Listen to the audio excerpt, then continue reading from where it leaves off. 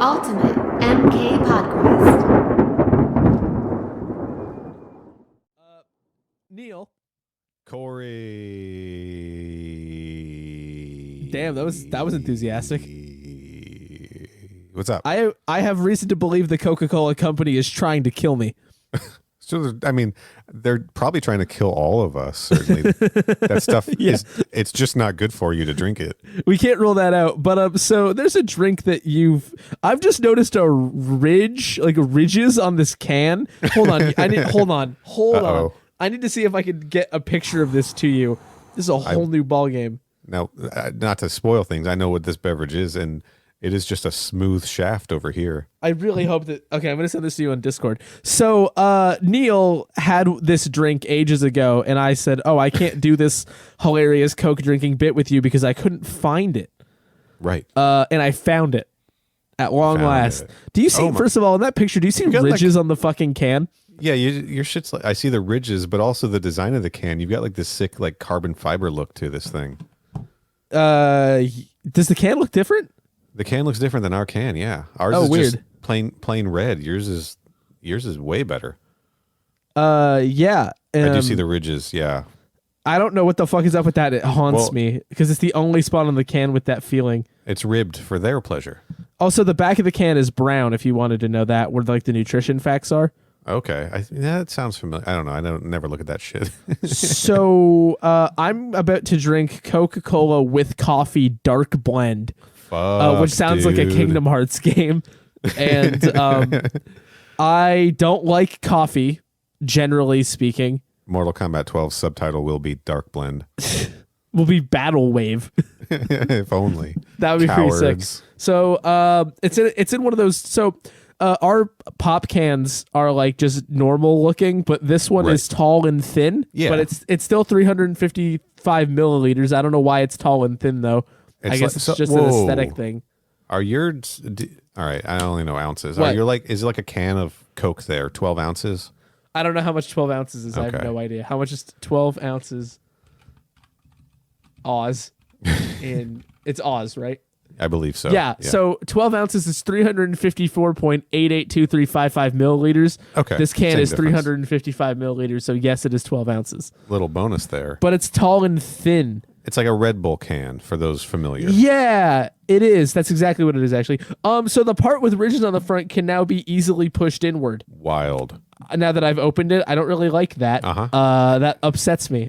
It's going to be fine. You're going to be fine. This smell is fucking crazy. God, I miss it, dude. What? Oh, man. What? This should So be able good. to smell warm. Did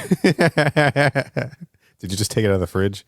Yeah. Do you know what I mean when I say that, though? Like, does that make sense to you? Like, weirdly, it does. Yeah. I know I associate coffee smell with warmth, but like this shit smells warm. Strap in, buddy. This is such a cursed smell. This is like, what if like coffee crisps felt like a threat? All right, you come on, coffee crisps. Like I know what that is. You know what? You know what a coffee crisp is? Don't fucking lie I to think me. we don't get those over here, but I'm sure we've talked about. You those. know what it is? Coffee crisp fucking sucks. By the way, I don't care if some like Australian coffee crisp defender wants to get in my mentions because you guys probably get it over there. Hear that, Dominic? You've been called out. Okay, Nestle Coffee Crisp. So this looks like a. All right, I know. You know, there's a Kit Kat version of this over here. This Kit Kat coffee? No, like of the coffee, the candy bar. Like, I gotta drink this drink because every time I smell it, it makes me slightly more want to puke every time. So I'm just gonna drink it. Knock it back. Cursed. Life changing, isn't cursed. Whoa, cursed. hold on. You're out of your mind. What the fuck? What the fuck is happening? You're just like not a coffee guy. Hold on. There's layers to this. Because at first it's like you drink it and you're just getting coffee smell, but no coffee taste, really. Right. Yeah. But you can smell it, so you think you're getting coffee. But now I'm getting like coffee aftertaste. Yeah. But there was no coffee middle taste. Active taste. Weird. I don't know. I feel like it's a good when I've had it. Dude, this smell There's is a good so mix. bad. Oh my God. Was it? I can't believe this is what this smells like. This is crazy. This is unfathomable. I don't know, man. I like it. I haven't had one in a long time. I can't find the zero sugar versions, so I've been kind of I have been holding out looking for those. Oh, this is weird. It's so weird, dude. Is the only so weird? Is what the only flavor? Do you only get the dark blend up there? You couldn't get the vanilla? We also get vanilla. I just assumed I figured this would make for the more interesting taste experience. Sure, the worst experience for you, but better for content. Dude, what the fuck? I can't even quantify like what is happening right now. Well, I think you nailed it up top when you said you're not a coffee dude, right? Like you just don't fuck with coffee. Right, but like this could be any other flavor, and if it played out the way this is playing out, I would still be confused. Okay. Because it's like you're getting the coffee part on either side of drinking it, but not when you're drinking it. Just the before and after. It's really smell. Weird. Like, Yeah. and maybe there's like very high level notes of it, but it's largely a Coke drinking experience, and then everything around it feels like you're drinking coffee. That's interesting because my experience with it was the coffee flavor was much more prevalent. The Coke flavor, not as forefront. So I wonder if they changed the formula. Maybe because you guys use real sugar, like maybe there is just like a formulaic difference. Well, there is 18 grams of sugar in this. Sure. And again, I drink the sugar-free version, so maybe it's just the Coke part's not hitting me as strong because of that. Yeah, this is twisted. This is absolutely fucked. Wait till they come out with their version of Nitro Pepsi or whatever. That's gonna be a good time. God, I'm gonna be dead. I'm gonna be unalive anymore. Nitro Coke with coffee. Could you imagine? I need to space out the next coffee Coke I do. It's not gonna be next week, folks. Man, you are not enjoying this, boy. I'm gonna say grab the vanilla, the Coke with coffee vanilla. Or I think there's a caramel version. That was such a weird experience. Drinking that, Chuck. Did you finish it? Oh fuck no. Absolutely not. 11 more ounces to go. I have drank 4 drinks of it. That's like half the can. It feels like a little less than half. Okay. Maybe more like a quarter or a third. Will you finish it by the end of the episode? No, I don't think so. I think I'm going to stop drinking it. Boo. All right. We'll give it to one of your roommates. They'll enjoy it. I mean, it is open. I did start drinking it. Put it in a Ziploc bag and ship it to me. I'll finish it off. Well, here's what I'll say. If you can give me a second to entertain the listeners while I go open my fridge and count something, I'll be right back. Just pour it into a bubble mailer and seal it up. So, I do currently have 3 of the Space Cokes. 3 Space Cokes? How'd you get...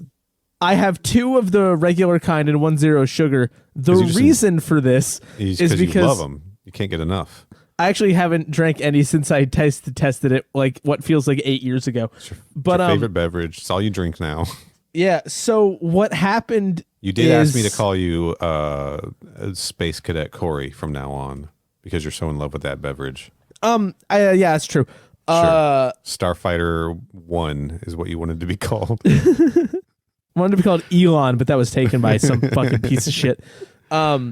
So the reason I have so many of these is the other day I did like an online grocery order, and I had kind of forgotten that the place. So what I forgot is that the place that I had found them previously was on the Walmart website. So I put some in my cart, and I was like, oh, I'll get those when I check out and do an online grocery order. And then I didn't do one for a while, and I found them in a real store. So I bought them in a store and then just got groceries like a normal person. And I was like, why do I have Space Coke in this grocery order? Unbelievable. That's a problem with So now online. I have 3 Space Cokes instead of 1. Yeah. How many times I've accidentally ordered a giant flat screen TV just because I put it in my cart aspirationally? Did you do this? No, I've never. I've honestly never done that. God, I was hoping for a story there. I have almost done it though. Get to the checkout cart and you're like, "What? Why is this grocery order $16,000? $3,000 for a DVD? What the fuck? Oh, that's right. I don't remember Poison Ivy, the new Seduction, costing this much. This much for the Blu-ray remaster? Unbelievable. You want to watch that next? We're going to watch Poison Ivy New Seduction next? No, I shouldn't have even made the joke. All right. I'll ask you again in 2 weeks. What are we here to talk about instead then if we're not going to talk about fucking Poison Ivy? Well, actually, we're just going to talk about Poison Ivy Tournament Edition. Okay, sure. Mortal Kombat Tournament Edition, the first annual for the Malibu Mortal Kombat series. Sadly, not a crossover with NBA Jam Tournament Edition. That game wasn't out yet. It's still 1994. And not a crossover with Street Fighter 2 Championship Edition. Also not a crossover with Street Fighter 2 Championship Edition. But could you imagine, dude, if they did a Street Fighter Mortal Kombat crossover, how cool that would be? Fine. We're the first people to think of this.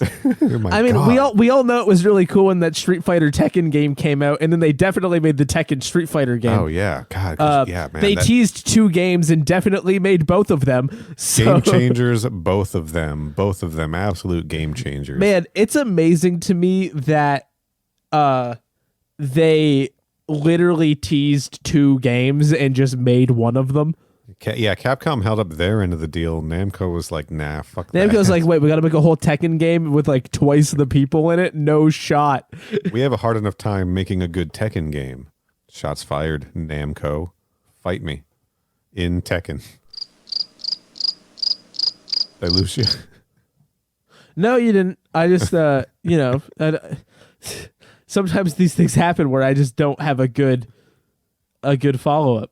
You could just say anything. Well, this is an edited podcast, you know. Mortal Kombat Tournament Edition. That's how we launch back into things. Mortal Kombat.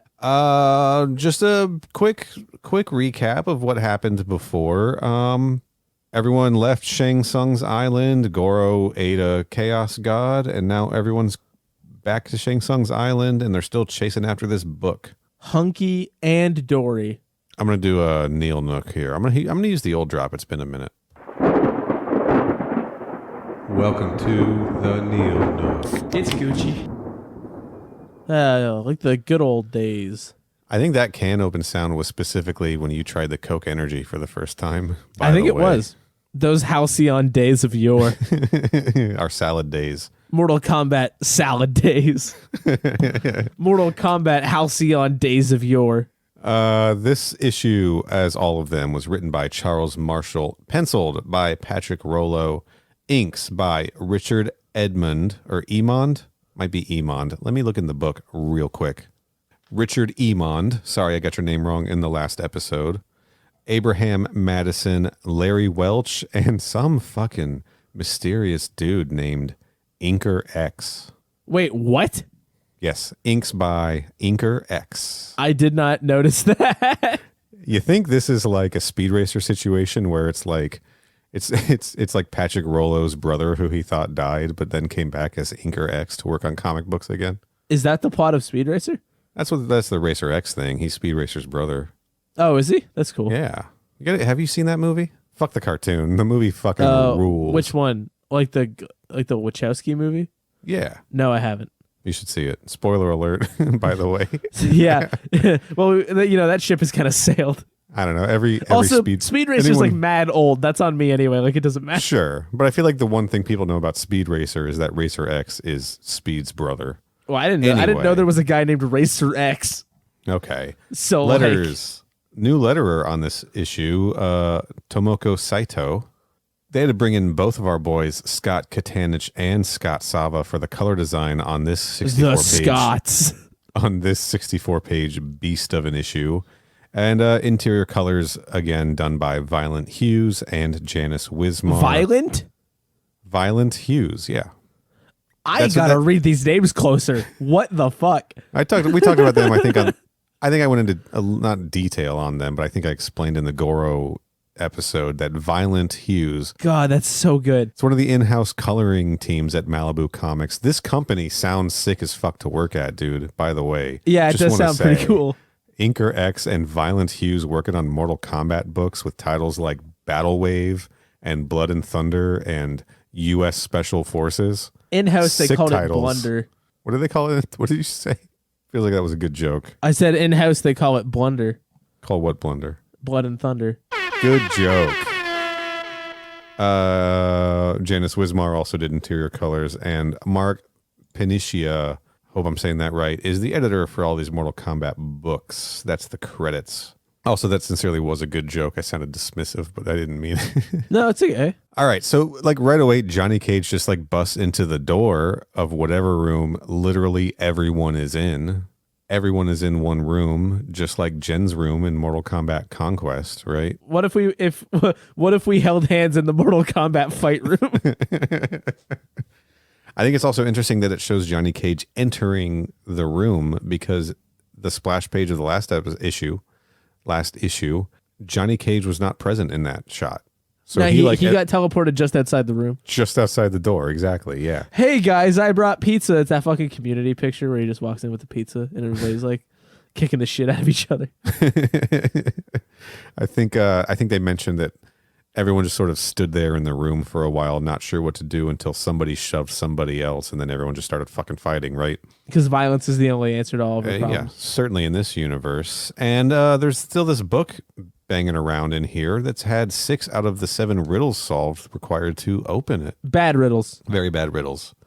So the first thing, this issue is basically just a series of fights. Yeah, for a 64-page issue, not a whole lot actually happens. A lot of action in it, as always. Looks really good. Pencils are good. I really love Patrick Rollo's pencils. He's done most of these issues. Number 2. Not all of them. He uses like an HB, like a 2H, probably a 4B. Of course you're a fucking pencil guy. I should have known. with a job like yours with drafting. Yeah, of course you're a pencil guy. I learned hand drafting before I learned CAD, so I do know a lot about pencil. I will say the coolest thing in the opening pages of this book is the 2-page ad for BattleTech. It's like landscape. No guts, no galaxy. I also love the early splash page in this one of everyone. You know, they've got splash pages down to a fucking science, bro. Like, they have this book absolutely figured out. It's a vertical, you have to hold it up like you're looking at the centerfold of a Playboy, but it's a 2-page vertical spread. It's excellent. Of just everyone like fucking around and fighting, much like a Playboy. All of the design work, I think all of the layouts in this book are just insane, like chaos in the best way, you know? It's got a real hectic energy to it. It does. And the colors especially, they really keep you visually stimulated like a Playboy. Should I cut those jokes out? Nah, I mean... All right, I'm going to leave them in. See how it feels in the edit. All right. Let's check out on some of the fights we see here. So the first thing we really zone in on is Jax fighting Sub-Zero, and Sub-Zero being like way too overconfident, right? Because he's like, I fucked, holy shit.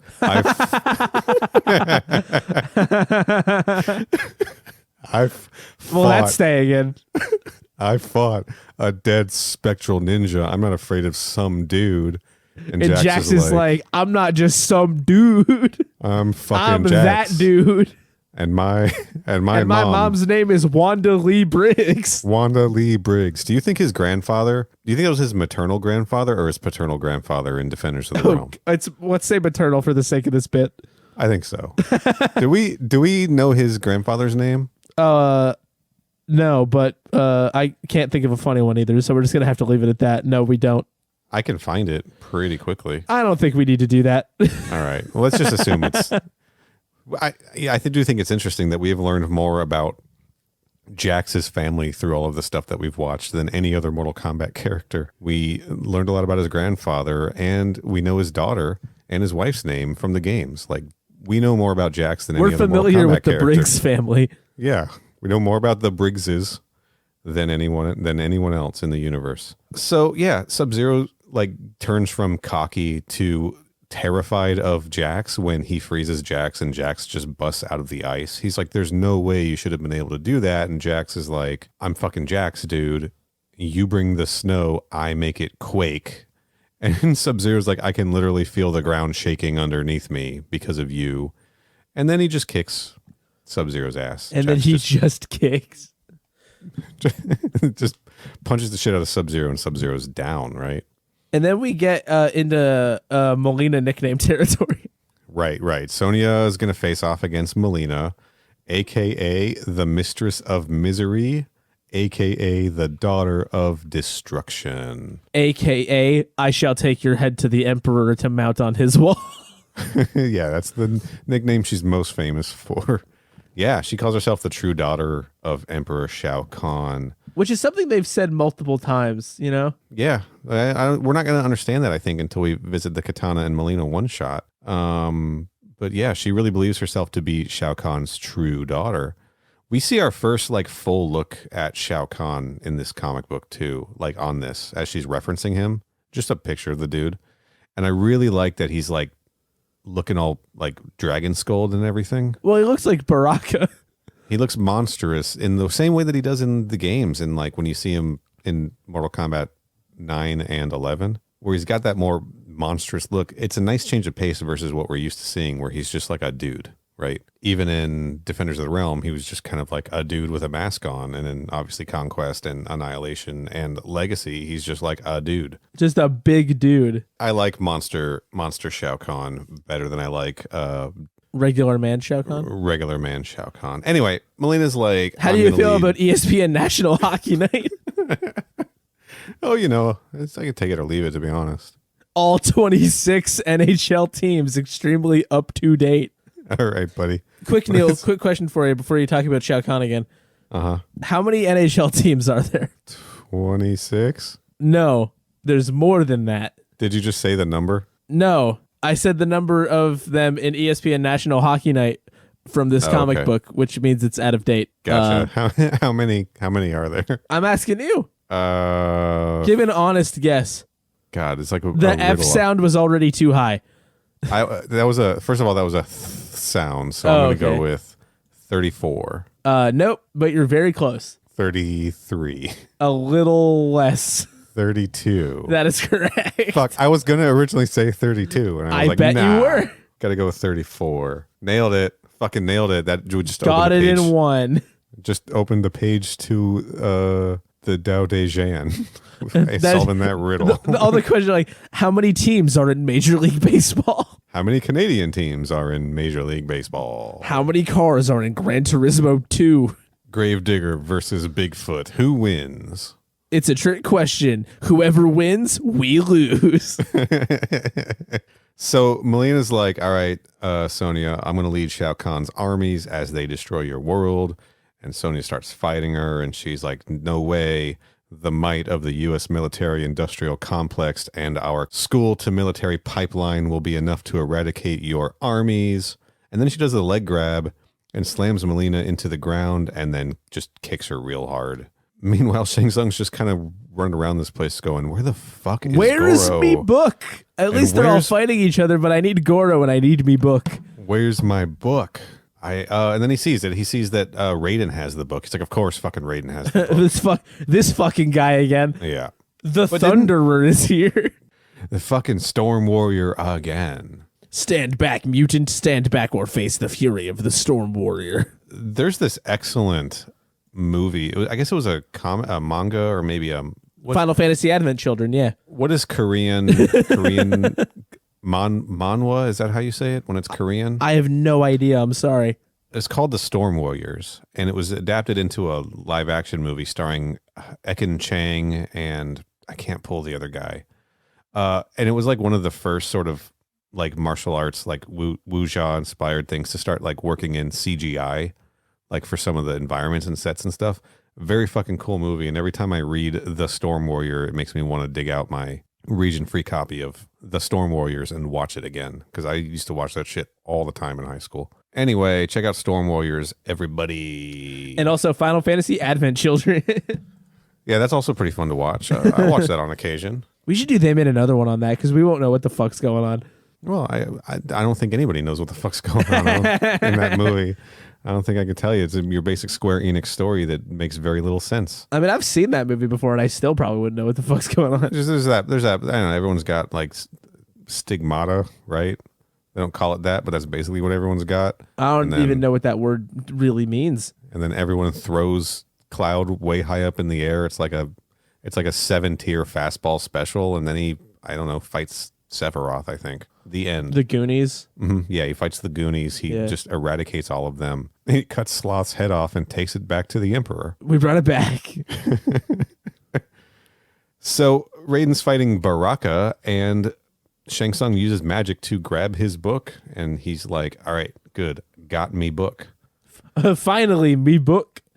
Time to go solve the final riddle. Meanwhile, with Sub-Zero unconscious, thanks to Jax, Scorpion's like, hell yeah, I'm sick of waiting for revenge. I'm just going to go kill this motherfucker now, like I should have done other times he was incapacitated throughout this story arc. But Katana cuts in, right? She's like, no, you're a dishonorable spirit. No, fuck you. Dead ninja, you fucking dead ninja, you piece of shit. And then Katana and Scorpion fight for a while. I think that they're doing a good job, even this early on, of showing Katana to be just generally more honorable than Melina. Like, yeah, they're making the delineation pretty clear pretty fast. Yeah, because she says something like, she's lived under the dominion of Shao Kahn for 10,000 years. So she's begged for death sometimes in those times. So she's like, I know that it's pretty grim. It's good writing too. Like, she's like, no, I've begged for death. I know that there are things that are worse than death, and that's what I've been living in. Yeah. Fucking yeah. Sometimes there are some really like better writing than you expect. It's just mixed in with a bunch of bullshit. Because it's mostly it's in between characters reintroducing themselves to each other times on a near constant basis. Oh fuck, Raiden, the god of thunder is here. Yes, it is I, Raiden, the thunder god. And I, Raiden the Storm Warrior, hate you, Baraka, or whatever. I'm Johnny Cage. Catch my latest movie in cinemas now. Yeah, sudden lethal or whatever it's called. he name drops it, doesn't he? Death Pain. Also, we're recording this the same day. I'm going to make the joke now. When you said on the last episode it was Ash Wednesday, I meant to say that's the day I sit down and watch all the Evil Dead movies. Oh, that's good. I thought you were going to say that was the name of Johnny Cage's movie where he's like a firefighter. Are you thinking of the Jean-Claude Van Damme movie where he's a firefighter, but he's in the stadium, the hockey stadium at the Penguins game? I didn't know that was a movie where he's a firefighter, but I'm glad it tied into the hockey thing somehow. Might have been a paramedic. Might be a paramedic. It's called Sudden Death. The Pittsburgh Penguins Jean-Claude Van Damme movie is called Sudden Death. Yeah, it is. They didn't even make a hockey pun? Sudden death, like overtime. Why not just call it overtime? They don't call it sudden death. They call it overtime. They do in this movie. They call the game, like they say the game is going into sudden death? Yeah. That's so weird. It's weird. It happens. Yeah, but I've heard it before. Nobody calls it that. That's also what they called it at the end of Happy Gilmore with golf. Golf's not hockey. I'm just saying, sudden death. I've heard it in that context before, outside of the movie. Yeah, but you live in America. All right, I will watch Sudden Death tonight and get back to you. You don't need to do that. And where the fuck were we? I don't know. Katana and Scorpion are fighting. Yeah. Scorpion also, when Katana shows up, they're really like, also, we want you to know that she's hot. Yeah, right. It's the most egregious it's been. But there's and also look at how hot she is. 90s comic book babe. Oh, it's pretty sick. Like, don't get me wrong, like, it's pretty cool. No, but like, I'm just pointing out that this is the most they've leaned into it so far. Sure, I am more comfortable with it when it is not real people. Also, to just be like, yeah, okay, down with this, right? Right. A little bit about me. Now you're learning more about me, Neil. So we start referring to ourselves in third person for the rest of these comic book episodes. Final cartoons are hot, Neil. That's not exactly what I said, but I'd rather we just move on. All right, so Scorpion like pulls off his face mask and reveals his Ghost Rider head and tries to toasty Katana, but he misses and she throws a fan straight through him, which was pretty sick. And she wins the fight. Again, we see a little bit of blood. They do all the blood in black. Also, right? When he tries to do that really quick, and he's just a skull head, he's got absolutely no neck at all. And it looks hilarious. The neck is part of the mask. All right. So then across the room, Johnny Cage is fighting Baraka. And there's actually some pretty good lines in here. Johnny was like, what are you going to do? Ugly me to death? Which is funny. Dude, I gotta be honest. I was equally in agreement that all of their bickering was a little annoying. Well, you just kind of have that for Johnny Cage in general. I agree with Shang Tsung. Right. Yeah, Johnny's like, what are you going to do? Ugly me to death? And Baraka comes back with, death is always ugly when brought by Baraka. And then Shang Tsung is like, shut the fuck up. Shang Tsung literally says, I'm trying to read this book. Can't you see that I'm concentrating? Quiet, you cretins. And then Johnny Cage and Baraka are like, what the fuck did you just say, old man? And they both start kicking his ass. We're going to unite over a power of hating the elderly. And they like kick him off a balcony or something, and he drops the book. And as he's falling, he's like, "Oh fuck! I was so close to solving the last riddle." And then Kano's like, "Oh, now let's look at this book." But before he can solve the riddle, Liu Kang starts to fight him. But Liu Kang's still weak from getting literally stabbed in the back. So like he just can't really fucking do anything. So Kung Lao steps in to get his back, but Kano fights dirty and throws salt in Kung Lao's eyes. And then Kung Lao reflects on his life of God, these we've had 3 issues now that are just really hammering home how much of a fucking failure Kung Lao is. Yeah, they don't really want to let that one go. They are fired up about how much this dude sucks. And it's like he's just sitting there and he's like, God, I'm such a fucking failure. Oh, I got damn, salt in my life sucks so bad. Yeah, but I then can't he do remembers shit. some words that he read in one of the books of the White Lotus Society or the Order of Light. That the line between failure and success is as thin as a strand of hair, and that like picks him up, and he punches Kano through a wall. Right. That's correct. Yeah. Yeah. And then Liu Kang is like, I'm just gonna read this book for a second. And Liu Kang gets the book, and he's like, okay, I'm gonna get this power because I'm feeling weak right now, right? And then he thinks back to his childhood. He's gonna take you back to the past. All right. And how Master Wu, the shittiest master of all of the ones we've seen, because the first words we hear this man utter are, I am disappointed in all of you children. Well, he says, I am most disappointed with all of you. Okay, so worse than what I said. He's disappointed in general, but these kids are the most disappointing. They don't all look like kids. Some of these people look like adults to me. All right, maybe. I'm looking at the page. Young adults. Their faces are too jagged to be children. Jaws too chiseled. Jaws 2 chiseled, directed by Steven Spielberg. Spielberg didn't direct Jaws 2. He only did the first one. He did now. Because they threw out his chiseled script, and so he walked away from the project. Also, for the record, this is the thing I wanted to mention. So Johnny Cage learns the valuable lesson of you don't need a magical book because you need to prove to everybody that you fight for real in your movies. Right. And then Liu Kang has this memory where he was able to split a ruby in half because he believes in himself. And that brings to him the exact same realization of, I don't need this fucking book because I believe in myself. And then he just fucking gets rid of it. Well, right. But like they learned the same lesson. Like they're right. They absolutely learned the same lesson. It's the only lesson that anyone can teach the good guys is to believe in themselves, right? Because they're already good guys. But all right, so I have two things about this. The first, the stupid thing is he's like, I don't need this book. Great. You could still hold on to it and keep the bad people from getting the book, dude. Don't just toss it on the ground where Reptile is, right?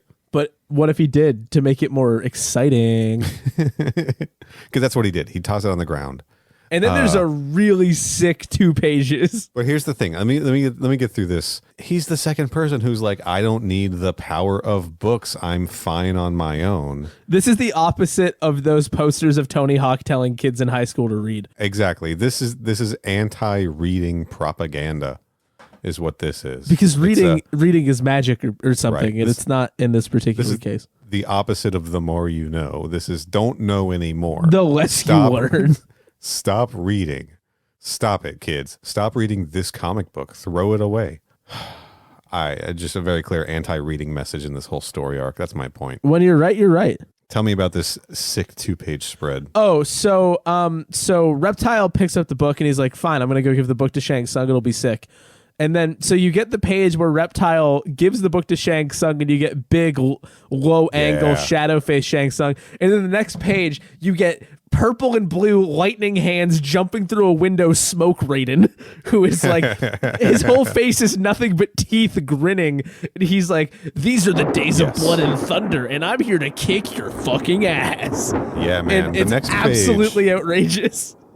this whole sequence, dude, the next page too, when they're fighting and it's just like silhouettes and energy blasts and shit like that. Like these pages were excellent. I was really feeling that. It looks really sick. It looks extremely cool. It's fun. This is like, you don't have to read these. Just look at them. They're just fun to look at, right? You got wild Raiden silhouettes, and you've got hot katana, and you've got fucked up Kung Lao faces and all kinds of shit. It's just fun to look at.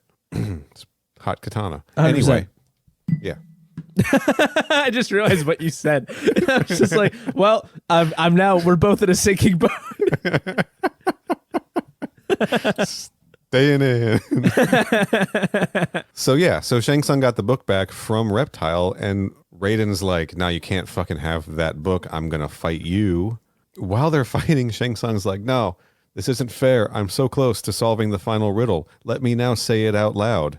And the final riddle is, what belongs to you, but others use it more than you do? This is so dumb. First of all, in the universe, this riddle is not true because nobody uses this more than the people it belongs to. The answer is your Dude, name. You have made such a good point. Where the people who say their names most in this fucking world are everybody's individual self. Yes. This riddle is objectively wrong. Such a good point. He literally says, your name is what belongs to you, but others use it more than you. My name is Goro. Right. Like, he's the first person to say Goro. Motherfucker. I hadn't even thought of that. And then the picture of him getting burned to death by the book is what it looks like, is more anti-book propaganda. Right? Yeah, books will destroy you, dude. So, yeah. A shadowy hand reaches out, picks up the book, says the answer, your name, and it is motherfucking Goro. He is back from eating the literal god of chaos, and he has just unlocked the power of the Tao Te Ching, dude. Yeah, he's fucking crushing it right now. Yes, Goro living his best life. Serious glow up from this book, right? But first, yeah, go for it. So Goro is powering up, right? Goro's getting absolutely fucking zooted on the muscle juice. And they're like, oh fuck. And then we have a Liu Kano moment where Raiden and Shang Tsung are like, oh fuck. Do we have to team up? And they're like, yeah, we do. And then they just I thought they were doing a fusion dance, but that's not really what happens. Right. I don't know what they did. I don't know either. But they instantly get the power out of Goro and locked in the book by like holding hands and punching the sky. And then they put their own spells on the book to protect it. So like they just overpowered all the power of the universe by holding hands. Meanwhile, Goro was just fucking bowling down everybody in this room like crazy. Another good page layout. Also, I really like that page that shows everyone reacting to it. Like the realization, but it's like laid out in a grid like a character select screen.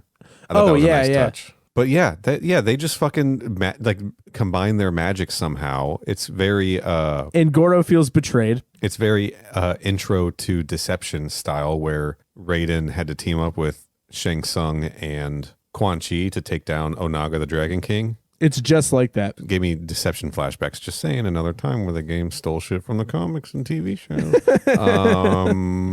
But it works. They suck the power out. And like, I know what you're thinking, listener. He's about to get his power sucked. Why would Shang Tsung not want Goro to have all of this power? Goro's on his side, right? Except that they're all fucking from Outworld and all they do is betray each other. So of course he doesn't want anybody else to have the power outside of himself. Because he thinks Goro's just going to fucking turn on him. That's why he teamed up with Raiden to stop him. Goro like seems genuinely betrayed by this. He's like, why? I was like, don't you trust me, dude? What the fuck? I had the power. Why did you take it away from us? And Shang Tsung's like, because I'm fucking Shang Tsung. I don't trust anybody. Yeah, he's like, nah, I took it away from you, bro. Like, let's not get it twisted. When they team up, Raiden says, "The final storm begins," which is just bam, bam, bam. Just good Raiden dialogue. It's very storm Get centric. it? I'm the thunder guy. And that's basically it, despite being 65 pages. We just cut back to the good guys, the Earthrealmers, just on the boat, like headed back home, right? Kano's in custody. Jax and Sonya are talking about throwing him overboard. Kung Lao's talking to Liu Kang. He's going to return to the temple of the super secret White Lotus Society. And Coney Island. And Sonya writes up her entire report on the events that happened on a little tiny notepad, just like they're not even like a mile offshore yet. She's like, finished my report. Hey, Johnny, do you want to read it? And Johnny Cage says, no, thanks. I'll wait for the movie. That's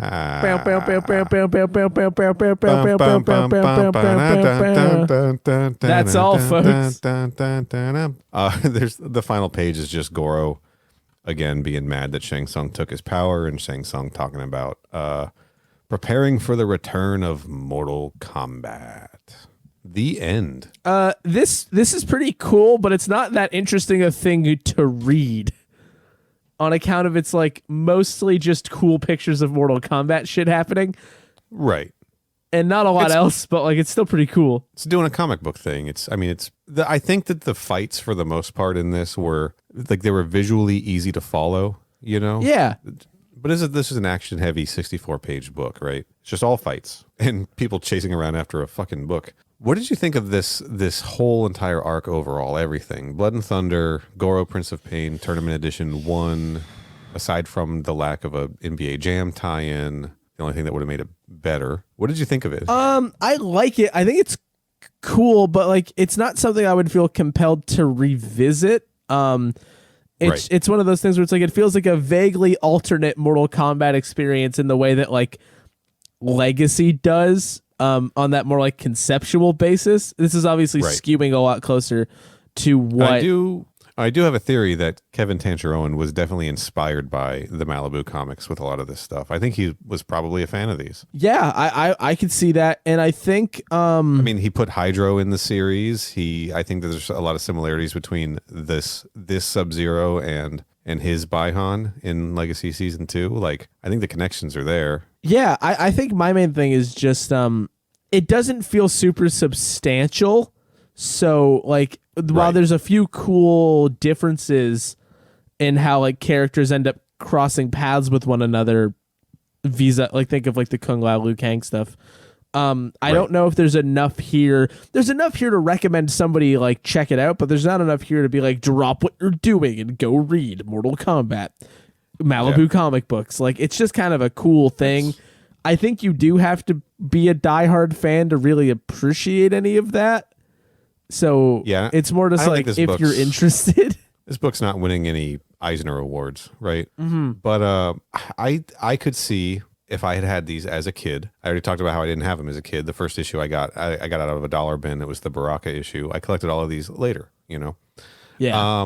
I could see myself like as a kid, the way I was with other comic books, like loving, like parents get me this for a car ride, right? Or something like that. Or just like at the grocery store and they pick it up for me. I would read it. I would take it to school. I'd show my friends. It'd get passed around and read. I'd open it up. I'd start trying to draw the characters out of it. I'd be like I could see this being one of those books that a child in 1994 would have absolutely loved just looking at over and over again. Right. Yeah. I think it's got that appeal. I think it is geared to that audience, to a younger audience for sure. You know, early, like preteen age, probably like the sweet spot for Mortal Kombat in 1994. Yeah, 100%. Yeah. I think this is best experience as a book that you look at and go, this is all very cool. Yeah. It's fun. Like I would have loved, you know, story driven Mortal Kombat content at that time was sparse. Games weren't really story driven. The movie wasn't out yet, etc. The Jeff Roven novel wasn't out yet. Jeff Meek was nowhere to be found. There were no TV shows or cartoon series or anything. So like this would have been your way to get like some sweet Mortal Kombat stories. And I think that's why there's a lot of nostalgia for these amongst Mortal Kombat fans. People who read them at the time, you know, early adopters, let's call them. Reading them today, kind of for the first time, like I have read Blood and Thunder before. I have not read the rest of the series. So like I'm going to be experiencing these for the first time from here on out. I'm having fun with these. This is like what I wished Defenders of the Realm had been, and I think the thing that sets this apart from Defenders of the Realm, aside from comic books being more efficient in storytelling than a 22-minute cartoon series is that this looks good. Way cooler. Looks really cool. Could you imagine... Okay, 2 thought experiments here. Could you imagine... I made the legacy connection already. If Kevin Tancharoen had colored that series like this comic book series. That would be totally inconsistent, but pretty gnarly. Pretty fucking cool looking. Also, if Mortal Kombat 21 did that. Or if Mortal Kombat 21 did that. Or if Defenders of the Realm did this also. Defenders of the Realm gets the closest, honestly. It does, but the colors are kind of bland. The backgrounds are sort of it's flat. Grimy. It's really flat. That's a good way of putting it. You know, I know they can only give so much detail to the characters in that, but change some hairstyles. I don't know, change some costume details, change the background coloring, and I think it would have been much more visually appealing, like these books are. I'm having fun with these. I'm looking forward to I'm having a good time going through the rest of the series. Weird narratives, right? I mean, this devolved into everybody chasing after a book and solving everybody riddles. Run around. This is some Chaos Realm shit for sure. Yeah. But interesting concepts, the introduction of like that Chaos God and Order God stuff in the Goro series, and just these sort of powerful relics tied to Mortal Kombat in general, like this book. And I think we're going to get some more things like this in the future. I'm into it. It's unlike anything else. Unlike anything else in Mortal Kombat. It's leaning into the wacky, weird stuff that the 3D era did just years and years earlier, you know? Yeah, I agree. I'm glad we're covering these. I'm looking forward to checking out the rest of them. When we do return to comics in a few episodes, it will be the Mortal Kombat U.S. Special Forces 2-issue limited series. Now, it's only 2 issues, but they are 40 pages each. 40 pages each. And it nearly killed you. Something's going on with my throat, dude. I don't know what's up. It like rained real hard. My allergies fucked up, and then it got super dry, and I'm just like, ugh. I gotta drink more of this hydro water. Yeah, that'll fix it. That's good for bodies. There we go. But yeah, I think that's it. I think we're going to wrap it up for now. Next week, we'll be doing a commentary for Mortal Kombat Conquest Episode 6. Do you remember which one this is? No, because I just took your word for it. I thought it was the Black Dragon one. This is going to be a wild one, dude. NOOB SAIBOT. Oh, how could we forget? Yeah. The oil friend. Behind the scenes, some of this got trimmed out. I thought we were up to Episode 7, everybody, but we're only on Episode 6. What's weird is when I close my eyes and think about Mortal Kombat Conquest, it's the NOOB SAIBOT episode every single time. This is a crucial element of the experience. Cannot wait. Looking forward to that. That'll be next week. We're going to do something else after that. We'll figure that out.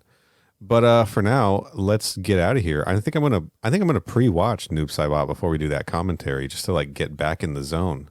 AutoZone. Mm-hmm. Exactly. It's just like that. What do you got going on, Corey? Too many podcasts. Yeah, that's about right. Too many of those.